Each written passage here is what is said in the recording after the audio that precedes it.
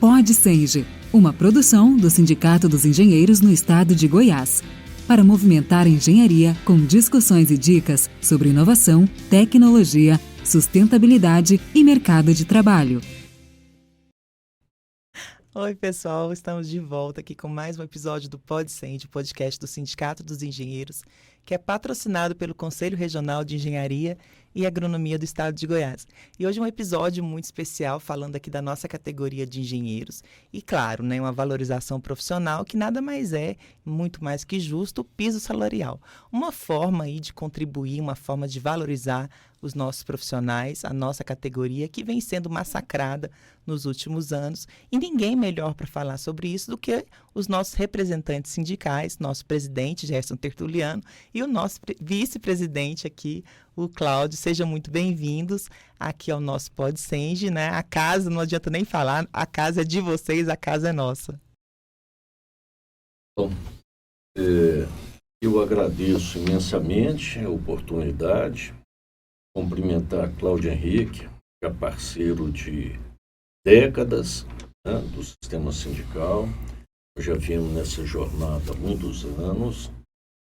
Saudar a nossa diretora financeira também, idealizadora desse programa, que é o Pod Senge, que sem dúvida passou a ser uma das âncoras do sindicato, tem trazido muita contribuição. E vou iniciar saudando a categoria, né? Todos os engenheiros, engenheiras que nos acompanham nas redes sociais e mais esse episódio do Pod Senge. Nessa realização, que é uma forma de interagir com os profissionais e com a sociedade, trazendo algum tipo de informação, melhoria, e também sempre lembrando do patrocínio e da parceria que a gente hoje tem com o Conselho Regional de Engenharia e Agronomia. Agradecer principalmente a pessoa do presidente Lamartine, que tem nos dado todo o apoio.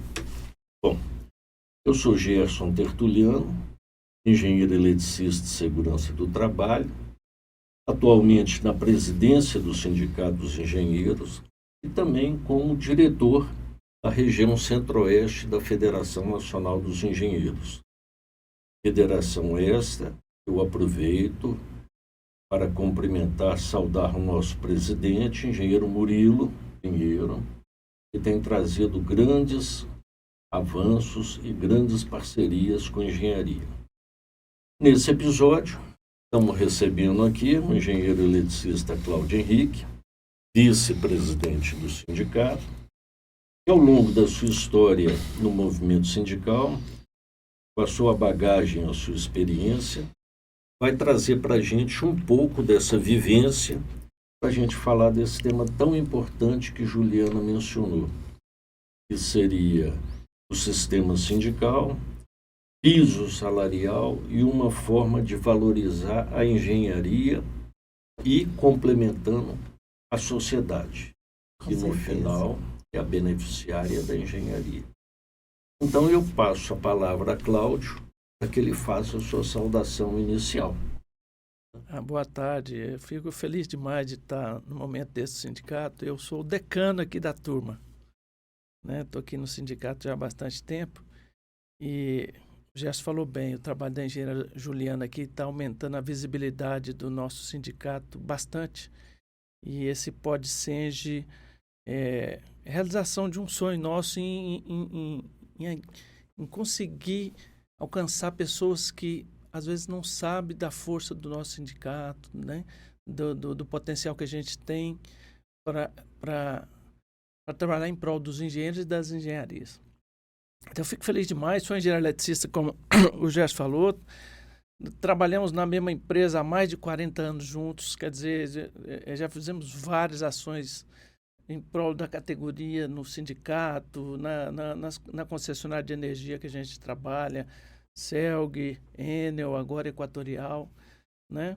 E estamos aqui para debater esse tema, que realmente é fundamental, a questão do sistema sindical e a valorização dos profissionais e da nossa profissão. Vamos lá, Gerson, vamos começar. Vamos lá, vamos começar. Cláudio, foi bom você ter lembrado.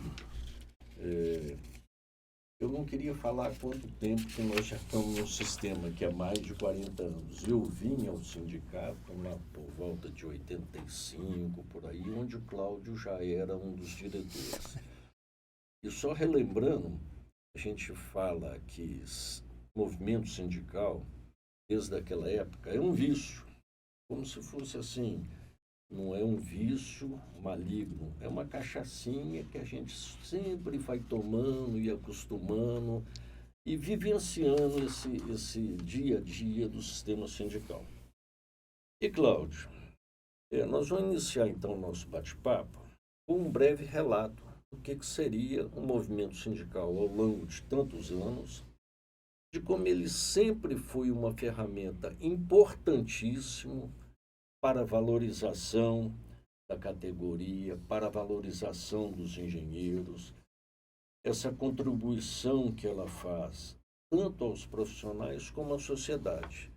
Então, Cláudio, se você puder fazer um históricozinho de como se processou essa luta já, você diz, muito antes da gente, né, que nasceu lá nos Estados Unidos, mas que vem até hoje, né? E para a gente ter uma ideia de como esse movimento é importante, como ele vem se desenrolando ao longo dos anos. O movimento sindical, ele tem uma importância fundamental, porque quem não se organiza não consegue avançar. Isso é uma pura verdade. E nós, trabalhadores, sejamos eles empregados ou profissionais liberais, no caso da nossa categoria de engenheiros, a gente está inserido nesse meio social. Não tem como a gente achar que vai atuar sozinho e vai conseguir os nossos objetivos, principalmente para os profissionais que trabalham como empregados. E nesse contexto é que entra o movimento sindical. A famosa dicotomia aí capital-trabalho, nós estamos inseridos nela. O Gerson pode também ajudar nesse aspecto, porque a gente é de uma geração, e eu não sei se a engenheira Juliana também que quando a gente ia lá no CREA fazer o registro, a próxima instituição que a gente ia era filiar no sindicato, porque a gente tinha consciência de que nos unir à nossa categoria era importante. Então, o sindicato está revestido desse contexto, os sindicatos, e o nosso não foge disso, né, de dar a força do coletivo para que a categoria possa avançar. De novo, sozinho ninguém avança. Ô, Cláudio, foi importantíssimo essa sua colocação, que a gente vê ao longo do tempo, não era só no CREA, quando a gente ia nas empresas, eu me lembro, tenho na minha mesa uma relíquia. E quando eu entrei para a empresa, a primeira coisa que foi falado para mim, olha, você tem de filiar no sindicato, que era dos trabalhadores, das indústrias, e ao sindicato dos engenheiros. E de pronto eu filiei nos dois. Por quê? Eu queria até que você colocasse isso, que o sindicato, sendo forte, precisa principalmente que os engenheiros e a sociedade interajam com esse sindicato para enfrentar as lutas da categoria, para poder fazer uma nação forte, para colaborar com a sociedade. E lembrar, Cláudio, queria que você até frisasse isso bem para quem nos escuta, tanto os engenheiros como a sociedade, que a única forma hoje que a gente tem de representação é o sindicato. Ele tem uma coisa que eu não vou falar o nome, você fala para a gente, que chama carta sindical, né? Carta sindical. Assim, no meio da nossa categoria, né, o Gerson, há uma confusão muito grande. Nós temos o Conselho, que é um braço do Estado, que está aí para fiscalizar a nossa profissão na defesa da sociedade. Essa é a missão do CREA. Muitos de nós, engenheiros, confundimos o CREA achando que o CREA nos representa. Não, o Conselho não não nos representa. O Conselho está aí para nos fiscalizar. E faz muito bem isso, nos ajudando a proteger a nossa profissão dos maus profissionais. ótimo. Mas o Conselho não faz reivindicação em prol dos profissionais. Quem o faz somos nós, o sindicato organizado. E temos feito isso ao longo dos anos. A prerrogativa dos acordos coletivos, convenções coletivas, representações, Juliana também pode até interagir nisso. A prerrogativa pela carta sindical, eu canso às vezes de não é ser contra associações, contra movimentos de engenheiros isolados, mas na hora de sentar para fazer os acordos coletivos com o patronal, com a sociedade, tem de ter um sindicato. Quem tem legitimidade é só o sindicato. Legitimidade e autorização para negociar. Não adianta uma categoria negociar, fazer um acordo coletivo que não tem segurança jurídica. Por isso, Cláudio, Juliana, que a gente sempre enfatiza a necessidade da união dos engenheiros, de voltarem a ter essa interação com o sindicato, para que ele tenha o proselitismo, para que ele tenha a força. Eu não gosto muito de comparar, não. Mas vocês já notaram que em todos os eventos principais que tem lançamento de programas e tudo, quem está lá sentado com a cadeira cativa, OAB, por causa da força da união que eles têm. E a gente sempre luta para que o sindicato tenha essa força também, que seja um órgão representativo e respeitado pela sociedade. Ô Gerson, isso é tão verdade que você está falando, que assim, ao longo da história do nosso sindicato, nós já atuamos em várias frentes. Nós atuamos na questão de Cachoeira Dourada, quando o Estado foi desestatizar, a gente mostrou para a sociedade os prejuízos daquilo, o que era, o que vinha por trás daquilo. Nós já atuamos em órgãos municipais, federais, estaduais, não só em prol do profissional empregado, não, do profissional liberal também, né? Às vezes o nosso colega chega num órgão público e não é bem acolhido, não é bem recebido. Aonde ele vai reclamar? O único lugar que ele tem, que ele vai ter apoio, é aqui. Que nós temos, né, Gerson? Assento em vários conselhos municipal, federal, nós temos assento no Fórum do Ministério Público, né? Então, nós temos canais para reivindicar, canais para denunciar. E veja bem, de que vale uma denúncia solteira se comparada com a denúncia de uma entidade coletiva e com a carta sindical que nós temos aqui desde 1976. Quer dizer, uma entidade que tem respeito da sociedade, nós somos convocados para em todos os acessos, nós somos convocados para eventos nas câmaras municipais, na Assembleia. Quantas vezes o nosso sindicato, você mesmo teve assento como representante da federação na Câmara Federal, né? Então, isso é importante a gente frisar bastante, que é a importância do movimento sindical. Muito se fala do movimento sindical, o sindicato está aí só para reclamar. Não, nós fazemos parte da sociedade organizada, estamos aqui para contribuir para o crescimento dessa sociedade junto com os profissionais de engenharia, que é quem nós representamos. E muito pelo contrário, nós estamos para defender a sociedade, sim, defender os profissionais. Exatamente. E nessa linha, queria falar, Cláudio e Juliana, claro que nós estamos aqui endeusando e engrandecendo o sindicato, né? E os profissionais. Mas o Cláudio bem lembrou que hoje na sociedade nós temos assento em representações super importantes, por exemplo, no Fórum Energético, no Conselho da Bacia Hidrográfica do Meia Ponte, no Conselho da Bacia Hidrográfica do Rio Paranaíba, no Conselho da FIEG, lá com o Célio Eustáquio, né, que é o COINFRA, na APA do João Leite. A nível nacional, nós temos participação importantíssima, o Cláudio sabe, já foi diretor também da Federação Nacional dos Engenheiros, onde todo ano há um evento da movimentação da federação, que é o Cresce Brasil. E Cláudio pode lembrar que um dos primeiros Cresce Brasil que foram desenvolvidas pela federação, com a atuação grande do sindicato, que trouxemos reuniões sobre o saneamento para Goiás, e que deu origem ao PAC, que com muito orgulho a gente fala, olha, o PAC, o primeiro, teve origem no sindicato e na federação.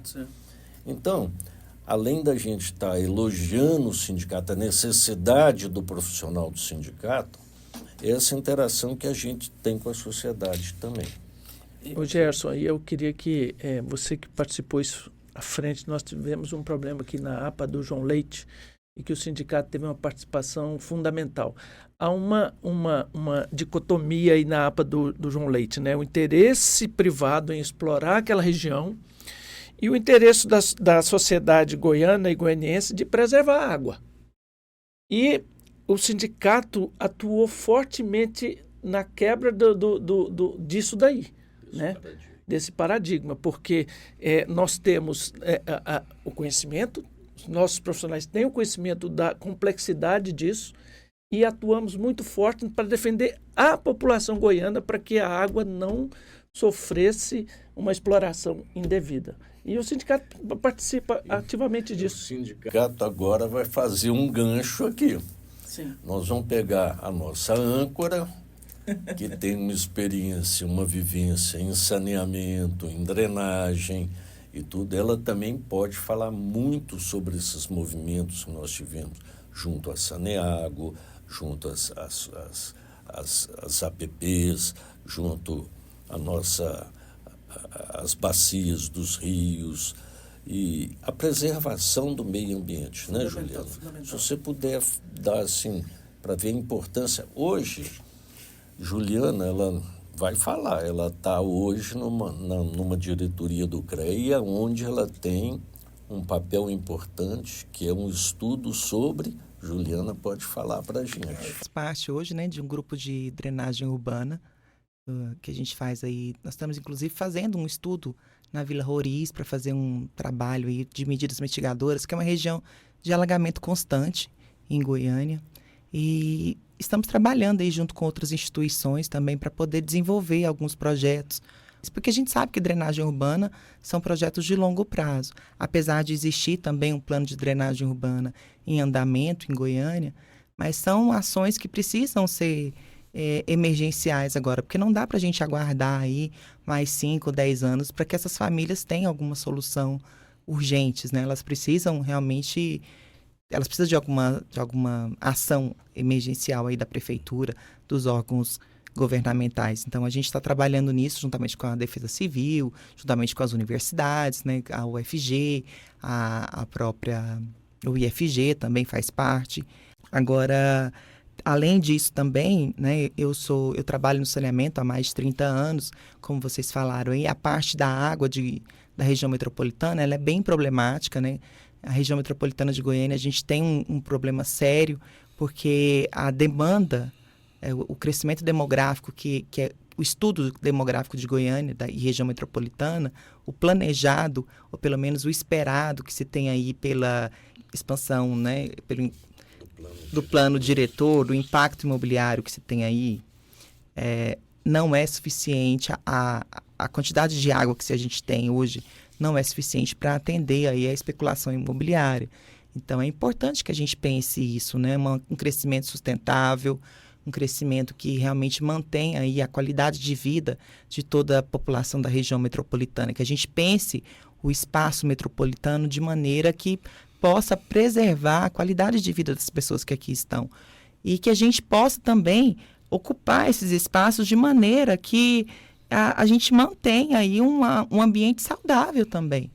Porque o que a gente vê acontecendo são algumas ocupações desordenadas e que muitas vezes isso vem lá de trás, né? Algumas famílias ocupando regiões de alto risco, igual a gente estava conversando antes de começar a gravar, famílias ocupando regiões que realmente correm riscos, inclusive de vida.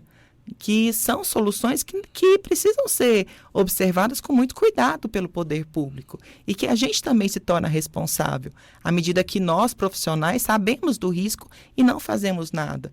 Então, nós, enquanto sindicato, né, nós, enquanto profissionais, enquanto coletividade, a gente também precisa participar enquanto sociedade organizada. Por isso que é tão importante a nossa participação nesses conselhos, atuar aí e fazer com que essas situações realmente mudem e a gente possa ajudar de fato. O que é importante destacar dentro do tema aqui que é o seguinte, por que a Juliana, que é uma profissional especialista nessa área, está lá contribuindo com o CREA nesse aspecto de drenagem urbana?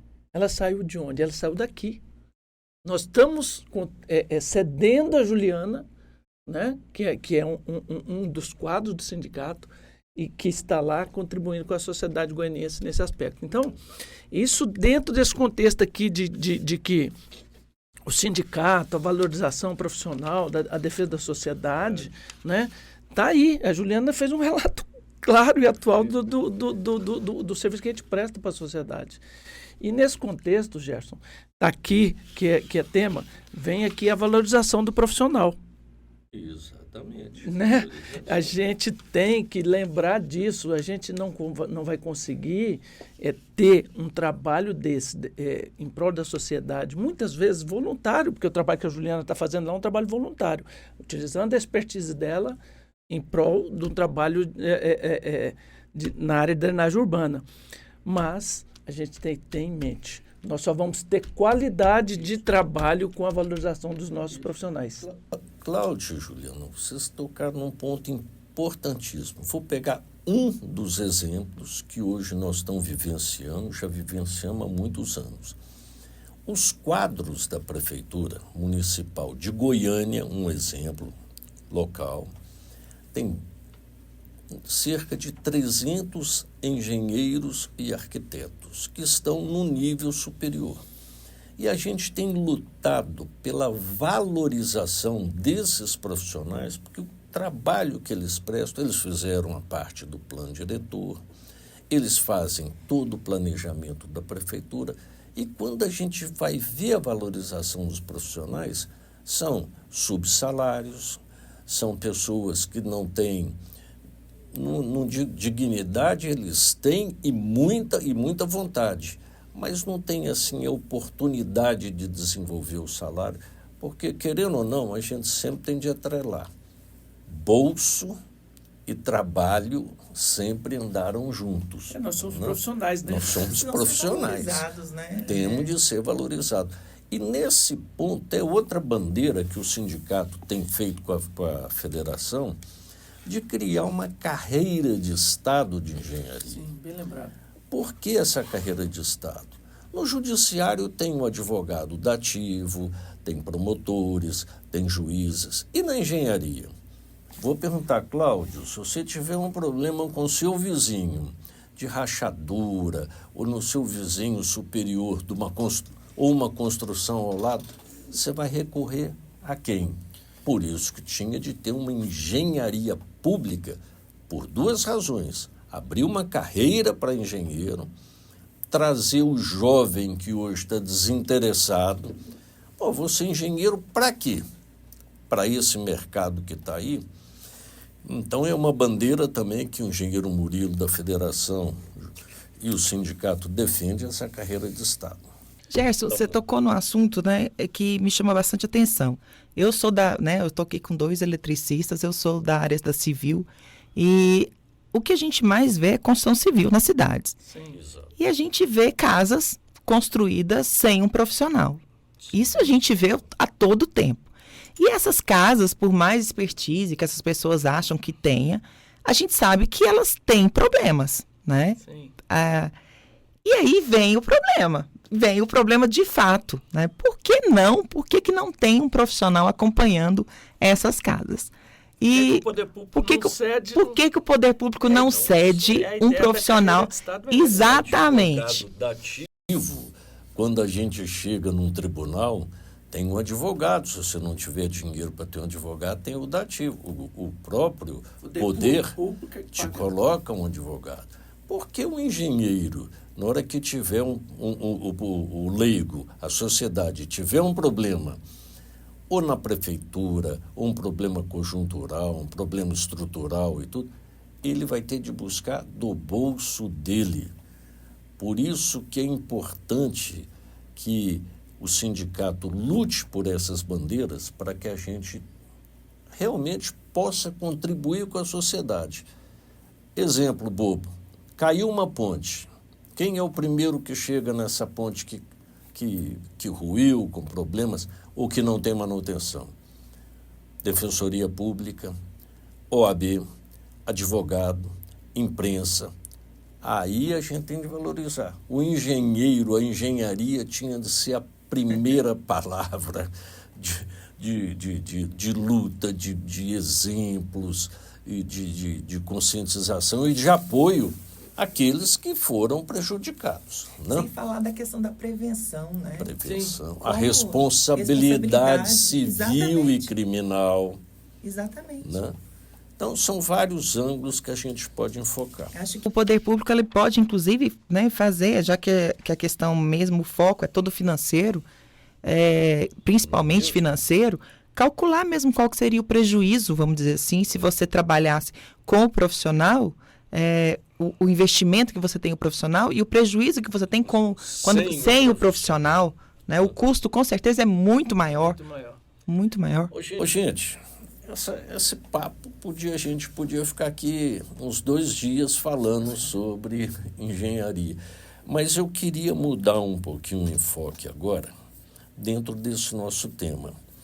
E aí eu vou voltar ao Cláudio, que nós vamos mudar um pouquinho o foco, para falar uma coisa que nos aflige hoje, sempre foi uma demanda, sempre foi a mais forte bandeira que os sindicatos, os movimentos que tinham, que chama salário mínimo profissional.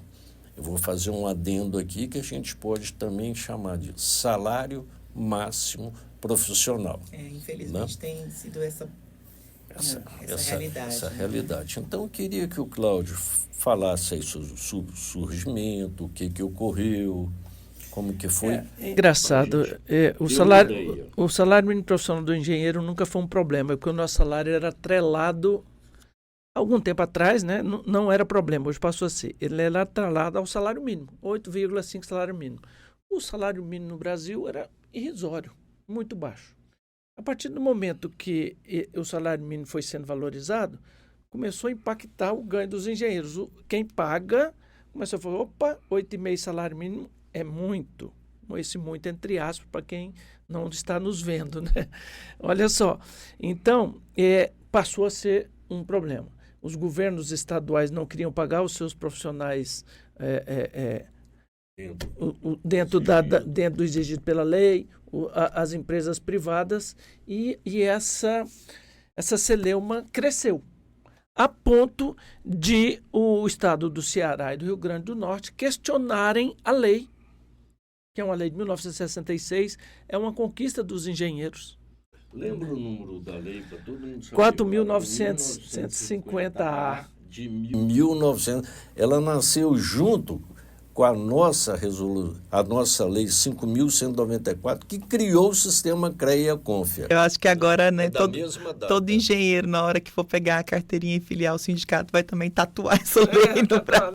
Para lembrar sempre que é uma lei. E o Cláudio vai falar também o que aconteceu depois desse atrelamento, que é importante. Se entabulou uma discussão. A partir da Constituição de 88, a Constituição vedou a vinculação de qualquer coisa ao salário mínimo. Aí houve um entendimento, assim, então a lei dos engenheiros é inconstitucional. E esse debate veio, e com uma arguição de descumprimento de preceito fundamental ADPF, que veio do estado do Ceará e do Rio Grande do Norte, o Supremo decidiu, a lei é constitucional, ponto. Mas, ótimo para nós, mas o valor agora é fixo.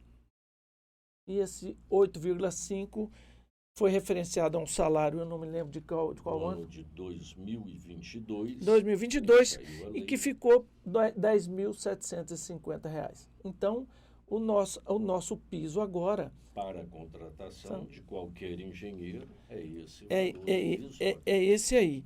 E a permanecer dessa forma, nós vamos perdendo ano a ano. E aí, de novo, os profissionais têm que procurar os sindicatos para poder brigar para que não fique nesse valor. Mas o Cláudio lembrou de uma coisa importante. Gente, vamos fazer um parêntese aqui.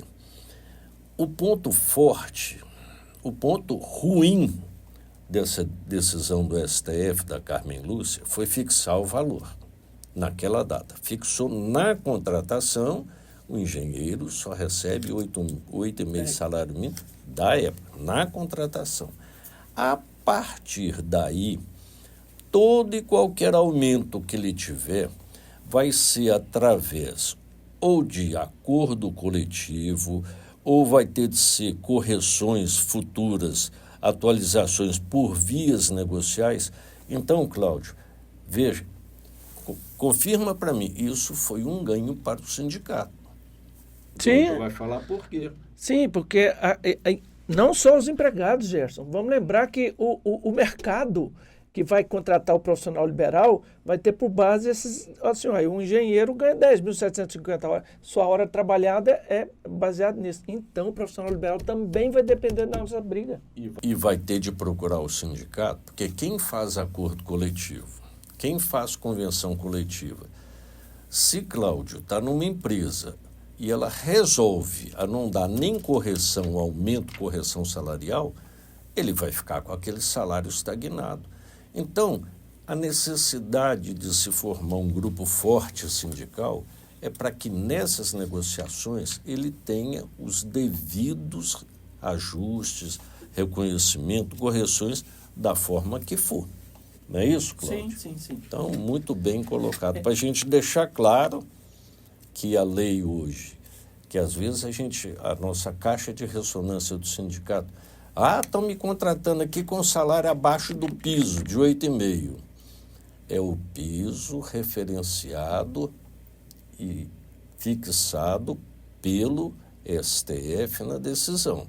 8,5 salários mínimos da época na contratação. Perfeito, correto? Perfeito. Então, vamos lá, então.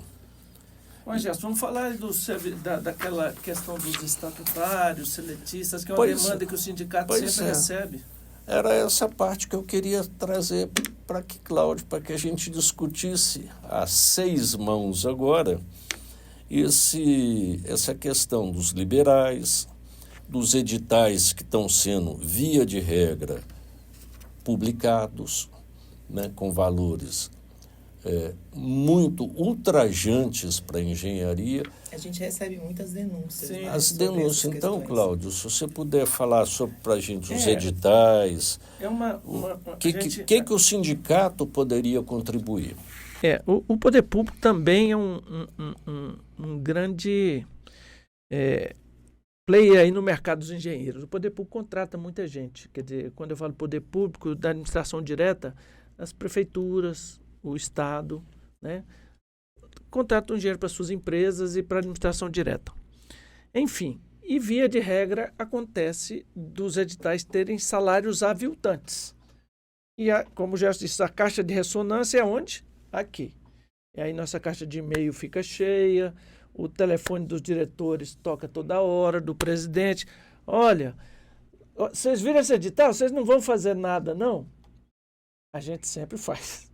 Mas a gente já entramos em diversas ações judiciais questionando editais, né, Gerson? E quase todas as decisões são assim. Olha, enquanto não tiver o fato consumado da contratação, eu não vou discutir se o salário é baixo ou não. Então, entendimento dos juízes. Entendimento dos juízes, não é nosso. A gente tem questionado, tem tentado anular os editais.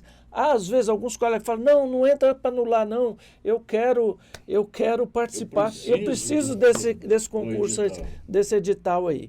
Então, que a gente quer deixar claro que o sindicato tem atuado no sentido de buscar a melhoria salarial, mas a gente tem entendido, o Gerson e eu trocam muita ideia, que a gente tem que evitar que o edital surja.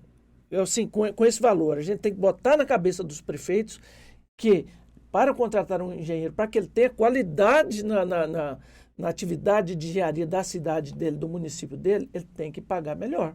Para que ele tenha um engenheiro com perspectiva de carreira, para que ele tenha um engenheiro preparado, um engenheiro com condição intelectual de realizar um trabalho bom, com qualidade, em prol da sociedade dos munícipes dele. Não é isso, Gerson? Então, só repassando e deixando bem claro, toda vez que uma prefeitura lança um edital de concurso público chamando profissionais de engenharia ou de nível superior com salário abaixo do piso, não logra êxito a gente entrar com um mandato de segurança para impedir. Todas as vezes o nosso jurídico depara com a resposta da sentença: não vou dar provimento porque ainda não houve a contratação. É a mesma coisa quando a pessoa pega uma faca para ir em cima do outro, é tentativa de homicídio. A juiz fala, tem de ter o homicídio primeiro, senão eu não posso te condenar. Então ele nega, é o primeiro fato. Agora, o que o sindicato tem feito e aconselha os profissionais, e o que a gente pode fazer sempre?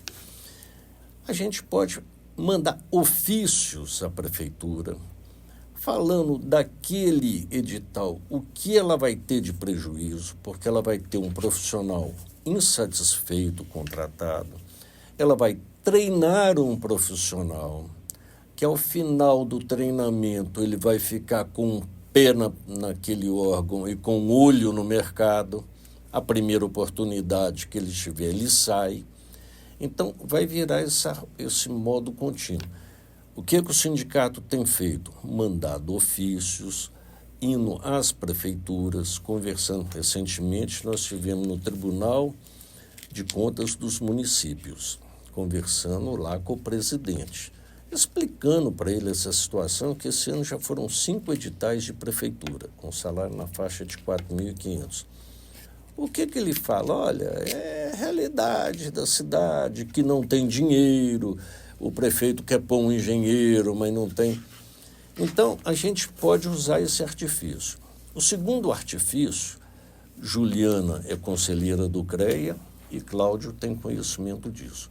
O Confeia, junto com o CREA, abriu um canal de denúncias que está no nosso site.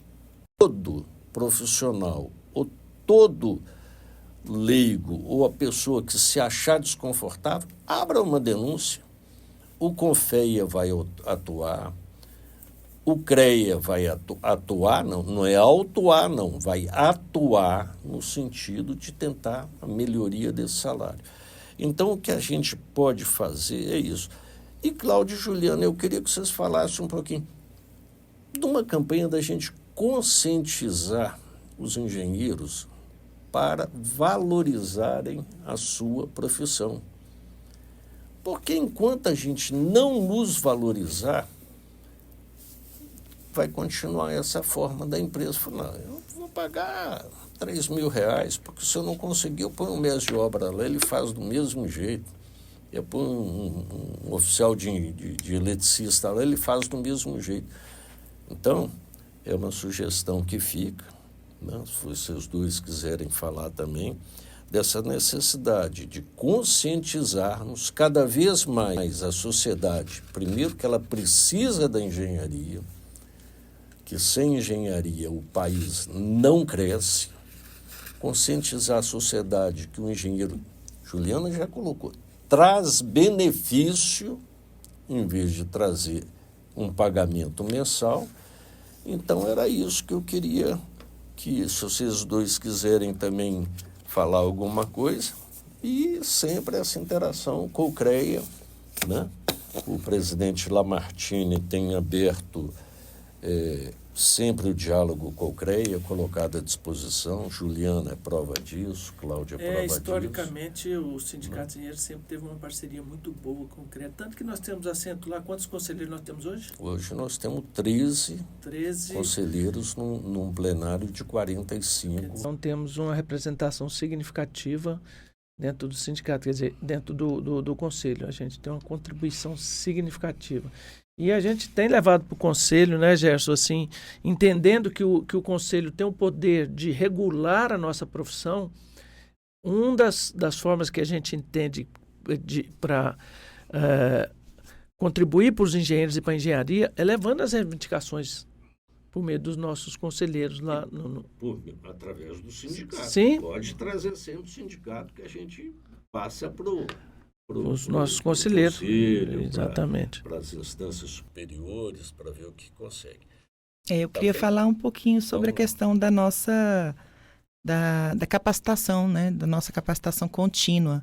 Porque a engenharia, ela necessita e ela exige isso da gente. E aí, até falando um pouquinho da questão da mulher, a mulher ela representa 20% do sistema, né? Da questão da engenharia. Nós somos 20% apenas. Hoje, apesar da mulher ela ter crescido bastante na universidade, isso não reverbera no sistema. A mulher hoje tem algumas categorias da engenharia que ela chega até a 50%, mas isso não vai para o sistema, até porque ela não se sente capaz, ela se sente ainda muito tímida, ela se sente ainda incapaz, fragilizada para assumir ainda um posto na engenharia.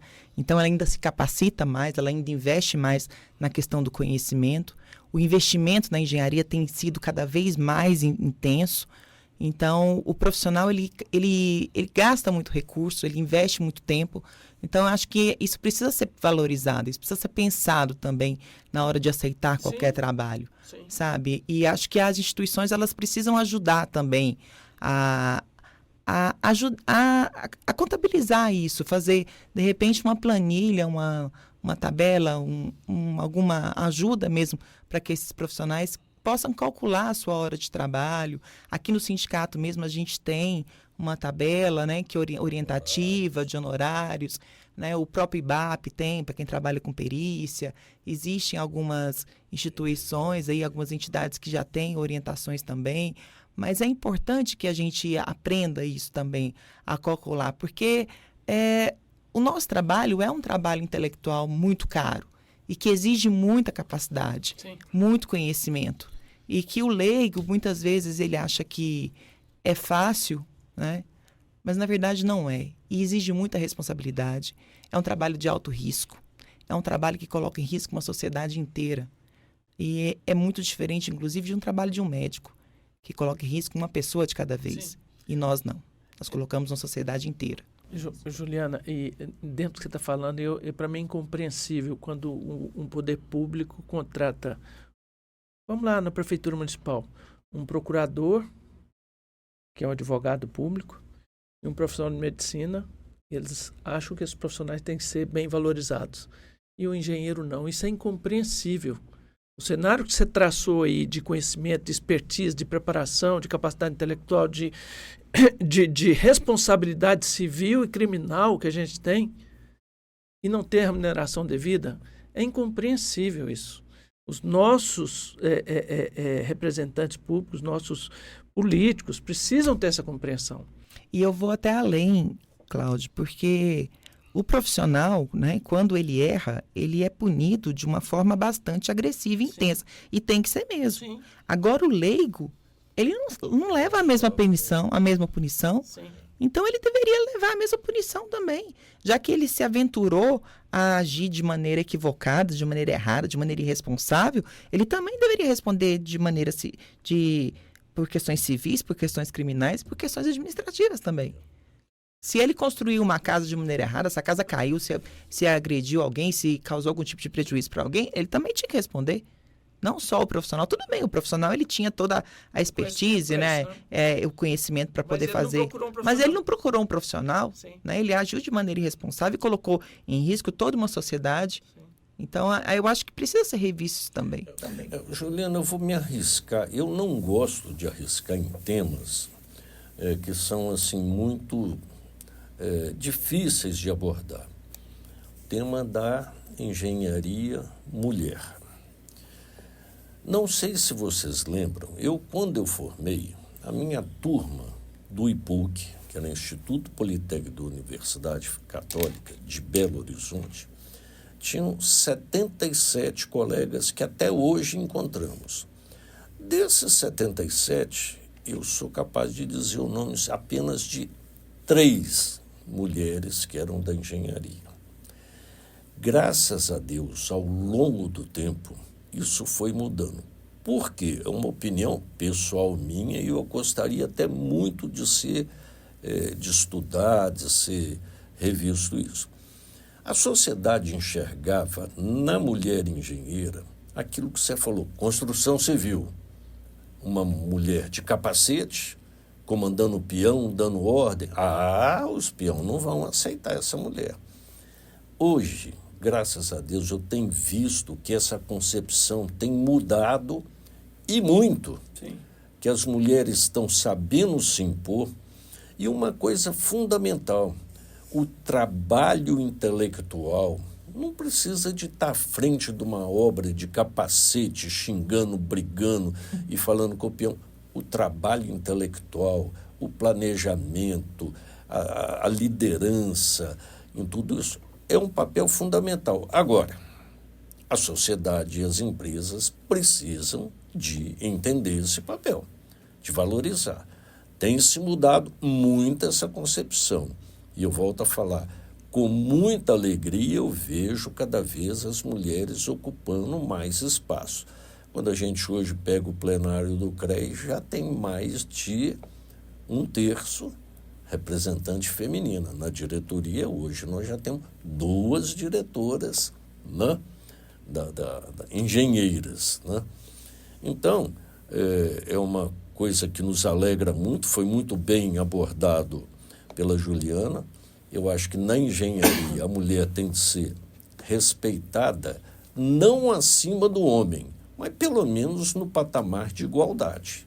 Né? A igualdade tem de ser respeitada de todas as formas, né? Porque também nós não podemos alavancar a categoria das mulheres engenheiras tirando dos homens. Todo mundo tendo as mesmas funções, a mesma igualdade e os mesmos direitos. Né? Então, eu acho que a gente já pode caminhar para esse encerramento, né? Nós já estamos com algum tempo aqui nesse episódio, que nós convidamos então agora o engenheiro Cláudio Henrique para fazer as suas considerações finais, a nossa âncora, né, do programa, fazer as suas considerações finais, né? Para depois a gente caminhar para o encerramento desse episódio que muito nos honrou. Cláudio, com a palavra. Bem, eu, como mote do nosso podcast, o sistema sindical, piso salarial, uma forma de valorizar a engenharia, eu queria fazer as minhas considerações finais convidando os nossos colegas para participar do nosso sindicato. Se filiem, venham falar com a gente, participem. É a forma da gente crescer e nos valorizar. De novo, gente, enclausurado, sozinho, nós não vamos conseguir a valorização que a gente merece. Era isso que eu queria falar. A gente agradece muito as considerações do Cláudio, né? E, Juliana, fala para a gente aí um pouquinho já te agradecendo aí a satisfação da gente estar nesse projeto junto, projeto do sindicato, com o apoio do CREA, né? E é um prazer sempre que a gente continue nessa crescente, tá com a palavra para fazer as suas considerações. Eu que agradeço participar desse bate-papo com vocês aqui. É sempre muito bom escutar as histórias do sindicato, escutar aqui como que essa instituição tão forte, né, tão soberana que vem crescendo e defendendo a nossa categoria. A gente sabe que a engenharia move o mundo e nossa profissão realmente é extremamente fundamental para que a gente possa continuar aí crescendo e inovando cada vez mais. É sempre muito bom participar desses movimentos. Bom, pessoal, então eu agradecendo mais uma vez aos engenheiros, às engenheiras, aqueles que nos assistem, nós estamos caminhando para o encerramento de mais um episódio do PodSenge. Eu volto a falar, engenheiro Gerson Tertuliano, na qualidade de presidente do sindicato e diretor da federação, agradecer a todos que nos acompanharam nesse episódio e convidando também a que toda a categoria assista os nossos episódios anteriores e os que virão, que, por certo, trará algum benefício ou alguma forma da gente interagir com o nosso público e o sindicato, conseguir entregar aquilo que vocês nos confiaram.